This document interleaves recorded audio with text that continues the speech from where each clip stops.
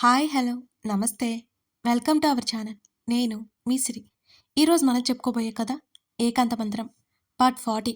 కథలోకి వెళ్లే ముందు వీడియోని లైక్ చేసి హైప్ చేయడం మిస్ చేయకండి. ఇక వచ్చేయండి. తన మనసులో ఉన్నది మైత్రి చెప్తుంటే మౌనంగా పక్క నిలబడింది సాహితి. నీ పెళ్లికి అన్నీ నేనే తీసుకున్నాను అని కోపంగా అంది అమృత. అప్పటికి ఇప్పటికి చాలా కాలం అయిపోయిందిలే, మీరు వెళ్ళండమ్మా, మేము వచ్చేస్తాం అంది మైత్రి. వాళ్ళ మాటల్లో వాళ్ళుండగానే అర్జున్ వచ్చేశాడు. అర్జున్‌తో విషయం చెప్పింది మైత్రి. నాకేం తెలీదన్నట్టు సైలెంట్‌గా ఉన్నాడు.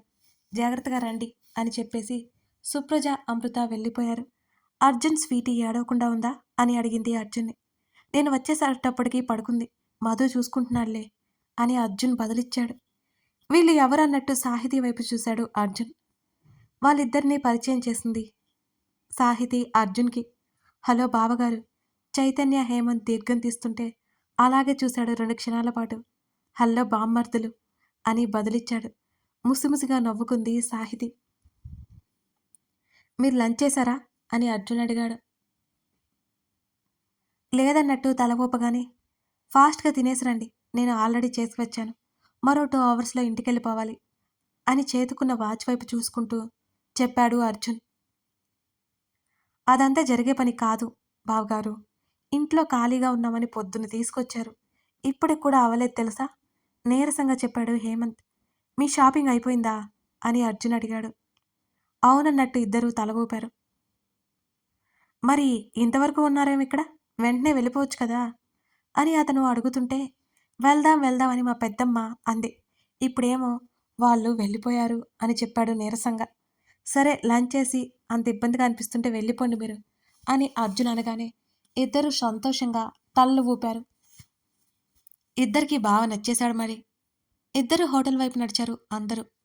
వాళ్ళకి ఫుడ్ ఆర్డర్ ఇచ్చి తను జ్యూస్ తీసుకున్నాడు అర్జున్. ఆ తర్వాత హేమంత్, చైతన్య వెళ్ళిపోయారు. ముగ్గురు షాపింగ్ మాల్లోకి నడిచారు. నేను షాపింగ్ చేసుకోవడానికి వచ్చాను, ఇవి నా వల్ల కాదు అన్నాడు అర్జున్ చేతులెత్తేస్తూ. అతడికి ఒకవైపు మైత్రి, మరో ఒకవైపు సాహితీ కూర్చున్నారు, ఎటు కదలనివ్వకుండా. అర్జున్, నేను ఎవరు చూడమన్నారు? నచ్చితే సైలెంట్గా ఉండు, ఒకవేళ నచ్చకపోతే బాలేదని చెప్పాయి అని అంది మైత్రి. సాహితీకి ఎంగేజ్మెంట్ కోసం చీర, హాఫ్ శారీ సెలెక్ట్ చేయడానికి గంటన్నర పైనే పట్టింది వాళ్ళకి. ఈ రకంగా పెళ్లి షాపింగ్ చేయాలంటే ఇంకా ఎంత టైం పడుతుందో అని 2 చేతులు తల మీద పెట్టుకుని చెప్పాడు అర్జున్. అతని చేతి మీద చిన్నగా తట్టింది సాహితి ముఖం తిప్పేస్తూ. వాటి కోసం మళ్ళీ రావచ్చులే, చాలా టైం ఉంది. ఇప్పుడు చూడర్జున్ అని మైత్రి చెప్పింది.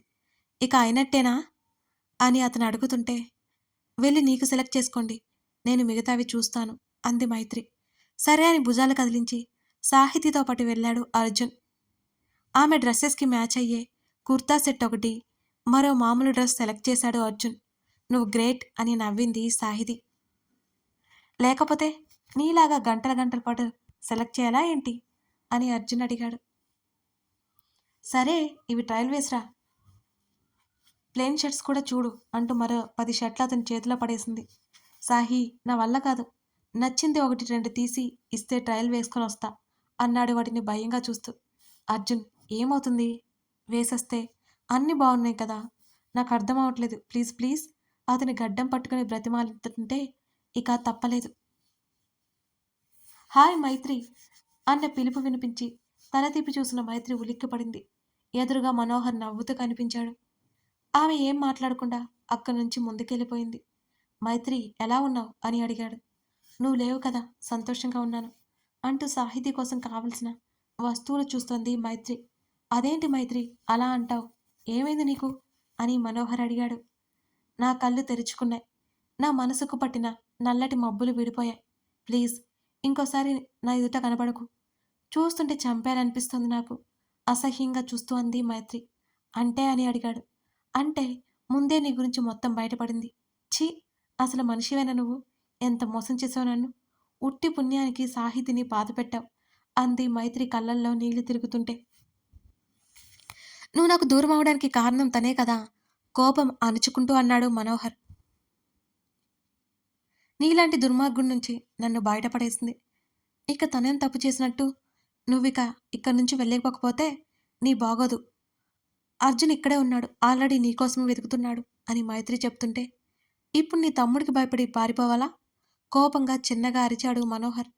పారిపోకపోతే ఎలా? పారిపోతేనే నువ్వు క్షేమంగా ఉంటావు. లేకపోతే నా తమ్ముడి చేతిలో శిక్ష తప్పదు. అయినా ఎందుకు పదే పదే వచ్చి డిస్టర్బ్ చేస్తున్నావు? నేను నా భర్తతో, నా కూతురుతో చాలా సంతోషంగా ఉన్నాను. ఇంకోసారి ఈ జన్మలో నీ ముఖం చూపించకు అని మైత్రి అసహ్యంగా మాట్లాడుతుంటే పిచ్చి పట్టినట్లే అనిపించింది మనోహర్కి. రెండు చేతులు జుట్టులోకి పోనిచ్చుకొని కంట్రోల్ చేసుకోవడానికి ప్రయత్నం చేస్తున్నాడు. తప్పు చేస్తున్నావు మైత్రి. నన్ను దూరం పెట్టి చాలా పెద్ద తప్పు చేస్తున్నావు. నువ్వంటే నాకెంత ప్రేమో నీకు తెలీదు అని అన్నాడు రాక్షసంగా చూస్తూ. అవును, నేను అదే అనుకుని మోసపోయాను.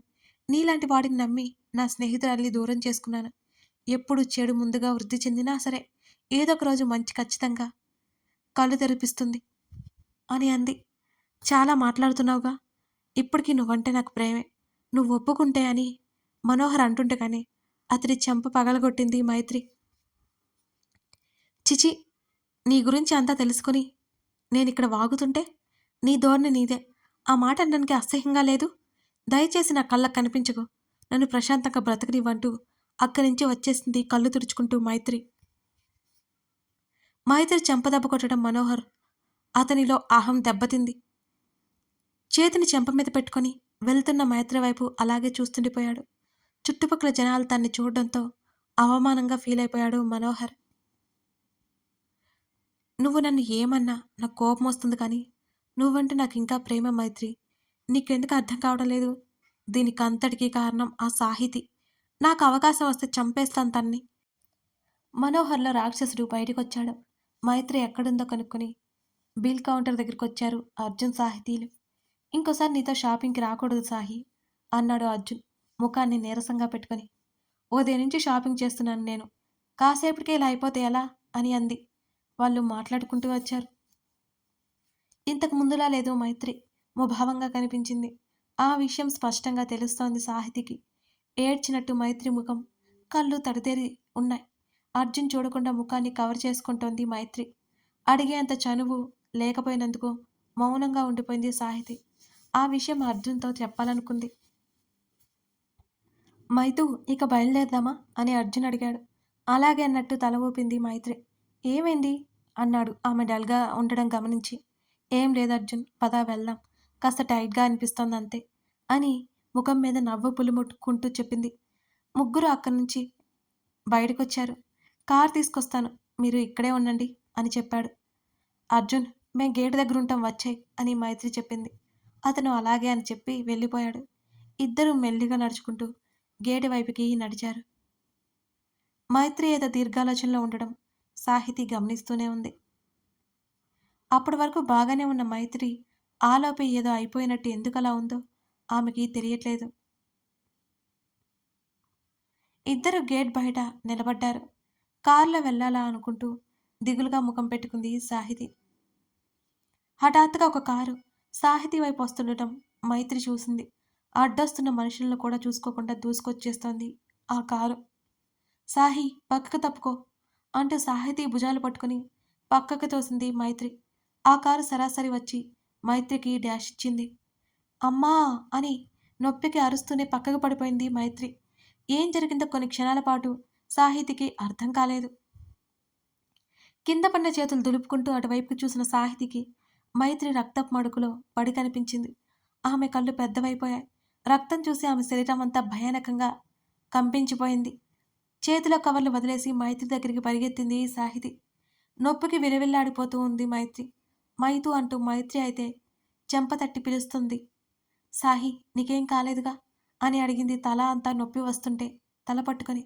కాలేదన్నట్టు కన్నీళ్లతోనే తల అడ్డంగా ఊపింది సాహితి. కారుతో అక్కడికొచ్చిన అర్జున్‌కి కింద పడి ఉన్న మైత్రిని చూసి ఒక్క క్షణం ఏమీ అర్థం కాలేదు. గబగబా కారు దిగి దగ్గరికి వెళ్ళాడు. మైతూ అంటూ గబుక్కున మైత్రిని రెండు చేతుల్లోకి ఎత్తుకున్నాడు అర్జున్. సాహి, బ్యాగ్స్ చూడు మైత్రి మెల్లిగా చెప్తోంది. కింద పడిన కవర్స్ అన్నీ ఆలోపే కారులో పడేసింది సాహితి. గబగబా అక్కడి నుంచి హాస్పిటల్‌కి తీసుకెళ్లాడు అర్జున్. అప్పటికే సాయంత్రం దాటిపోయింది. ఏం జరిగిందో వెళ్ళే దారిలో చెప్పింది సాహితి. అది అన్‌ఎక్స్‌పెక్టెడ్‌గా జరిగిందేమో అనుకున్నారు ముగ్గురు. ఇంత ప్రమాదకరమైన గాయం కాదు అని డాక్టర్ చెప్పిన తర్వాత గాని ఊపిరి పీల్చుకోలేకపోయారు సాహితీ, అర్జున్. గాయానికి డ్రెస్సింగ్ చేసి ఇంజెక్షన్ ఇచ్చారు. సాహితీ, అర్జున్ వెయిటింగ్ హాల్‌లో అలాగే కూర్చొని ఉన్నారు. అతని చేతులు పట్టుకొని, "నా వల్లే ఇలా జరిగింది. నా మీదికి రాబోతుంటే మైత్రి అడ్డుపడింది." కన్నీళ్లు దాచుకుంటూ అతని వైపు చిన్నబుచ్చుకున్నట్టు చూసింది సాహితి. ఆమె చుట్టూ చేయేసి ఆమె తలని తన భుజానికి ఆంచుకున్నాడు. "సాహీ, ఇలాంటి ఎక్స్‌ట్రా థింకింగ్ మానేయ్. మహితూ బాగానే ఉందిగా" అని అన్నాడు. అతని చేతిని గట్టిగా 2 చేతులతో చుట్టేసి తల వాల్చింది సాహితి. మరో గంట తర్వాత స్పృహలోకి వచ్చింది మైత్రి. ఇద్దరూ మైత్రి దగ్గరికి వెళ్లారు. డాక్టర్‌తో ఏదో మాట్లాడుతూ కనిపించింది. అర్జున్, సాహితి రావడంతో కంగారుగా మాటలాపేసింది. తీసుకెళ్ళిపోవచ్చని మెడిసిన్ డిస్క్రిప్షన్ ఇచ్చి వెళ్ళిపోయింది డాక్టర్. మైథి ఎలా ఉంది? అని మైత్రి తల మీద చెయ్యేసింది మెల్లిగా. నిమిరాడు అర్జున్. నాకేం కాలేదు అర్జున్. నువ్వు బాగానే ఉన్నావా? సాహితీ వైపు చూపులు తిప్పింది. బావున్నట్టు తలూపింది సాహితి. అర్జున్, తను కూడా పక్కకు పడిపోయిందేమో చూడు. దెబ్బ తగిలిందేమో అని మైత్రి అంది. సాహి, నిజం చెప్పు అని అర్జున్ అన్నాడు. నిజంగా నేను బాగానే ఉన్నాను అని ఆమె అంటుంటే ఆమెను పైనుంచి కింద వరకు చూస్తూ ఉండగా ఆమె పాదం మీద అతడి చూపు పడింది. కాలి మడమ దగ్గర గాయమైంది. గబుక్కున వెనక్కి కాలు పెట్టేసుకుంది సాహితి. అర్జున్, నాకేం నొప్పి లేదు అని అంది మెల్లిగా.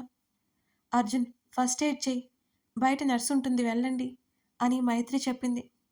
మైతు, నువ్వు నిజంగా బాగానే ఉన్నావా అని అడిగాడు. ఆ మాటకి చిన్నగా నవ్వి, కొంచెం తలనొప్పి ఉంది, ఇంకేం లేదు. అర్జున్, నేను వెయిట్ చేస్తుంటాను, మీరు వెళ్ళిరండి అంటూ బెడ్ మీద వెనక్కి వాలింది మైత్రి. సాహితీ చేతిని పట్టుకుని బయటికి తీసుకొచ్చాడు అర్జున్. అర్జున్ అని సాహితీ పిలుస్తుంటే సాహి గంభీరంగా ఉంది అతని గొంతు. ఇంకేం మాట్లాడలేదు ఆమె. నర్స్ని అడిగి ఫస్ట్ ఎయిడ్ బాక్స్ తీసుకొచ్చుకుని మైత్రి రూమ్ ముందున్న వెయిటింగ్ చైర్స్లో కూర్చుని సాహితిని కూర్చోబెట్టాడు.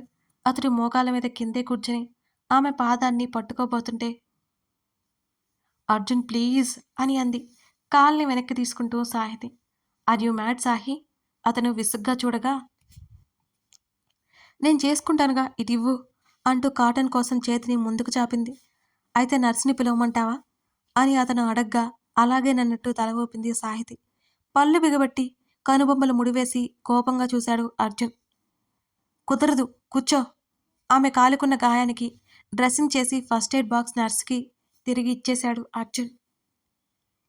వైఫ్ అండ్ హస్బెండ్ అని ఫిక్స్ అయిపోయింది ఆ నర్స్. వాళ్ళు తిరిగి గదిలోకి వచ్చేసరికి మైత్రి కళ్ళు మూసుకొని పడుకొని కనిపించింది. మైతు పిలిచిన ఆమె నిద్రలో ఉండటంతో ఆమెను 2 చేతుల్లోకి తీసుకున్నాడు అర్జున్. మైత్రి వస్తువులు తీసుకుని బయటికి నడిచింది సాహితి. మెలకువ వచ్చింది మైత్రికి. అర్జున్ దించిరా, నేను నడుస్తాను అని చుట్టూ చూస్తూ అంది మైత్రి. మైతు, ఎన్ని మెట్లు దిగాలో తెలుసా అంటూ ఆమెతో పాటుగా కిందకు బయలుదేరాడు అర్జున్. అర్జున్, అందరూ నాకేదో పెద్ద జబ్బు వచ్చినట్టు చూస్తున్నారు అంటున్న మైత్రి మాటలకు నవ్వుకుంది సాహితి. మైతు, నువ్వు కూడా ఏంటి కుదురుగా ఉండలేవా అని అన్నాడు కారు దగ్గరికి తీసుకొస్తూ. తమ్ముడు ప్రేమకు మురిసిపోయింది మైత్రి. వాళ్ళిద్దరినీ వెనక సీట్లో కూర్చోమని అర్జున్ ముందు కూర్చున్నాడు. హాస్పిటల్కి వచ్చేటప్పుడు మైత్రికి అలా జరిగింది అనే విషయం గురించి ఆలోచిస్తూ కారు సంగతి మర్చిపోయింది సాహితి. కారులో కూర్చోగానే ఒక్కసారిగా తల తిరిగినట్టు అనిపించింది వెళ్ళేటప్పుడు. వెంటనే ముక్కుకి కర్చీఫ్ అడ్డుపెట్టుకుని గట్టిగా కళ్ళు మూసుకుని సీట్లో వెనక్కి వాలింది సాహితి. ఇంకా అలవాటు చేసుకోలేదా అంటూ సాహితి వైపు చూస్తూ అంది మైత్రి. లేదన్నట్టు తల అడ్డంగా ఊపింది సాహితి. ఇంకేం మాట్లాడలేదు అంతకుమించి. ఇంటికి తీసుకెళ్ళిన తర్వాత మైత్రిని తిట్టిపోసింది అమృత ఏడ్చేస్తూ. అమ్మా, మైత్రి తప్పేం లేదు. ఆ కారు వాడే వచ్చాడు.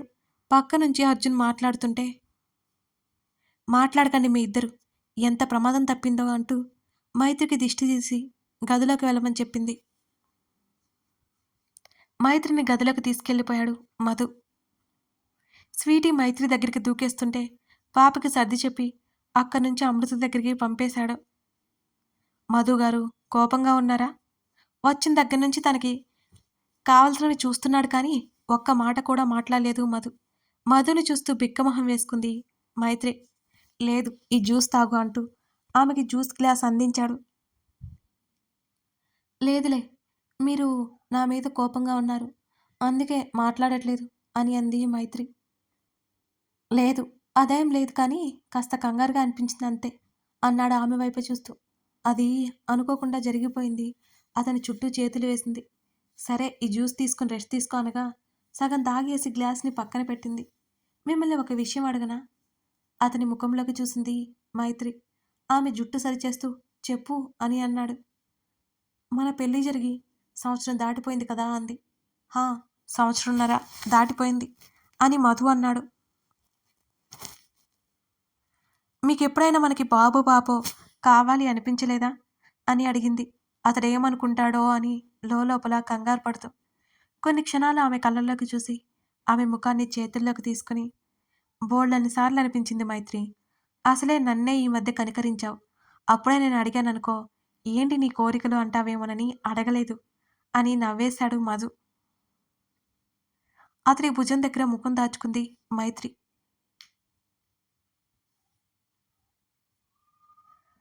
నువ్వు త్వరగా ఆరోగ్యంగా మారావనుకో, త్వరలోనే మన ఇంటికి బుజ్జి పాపాయిని తెచ్చేసుకుందాం అన్నాడు మధు నవ్వుతూ.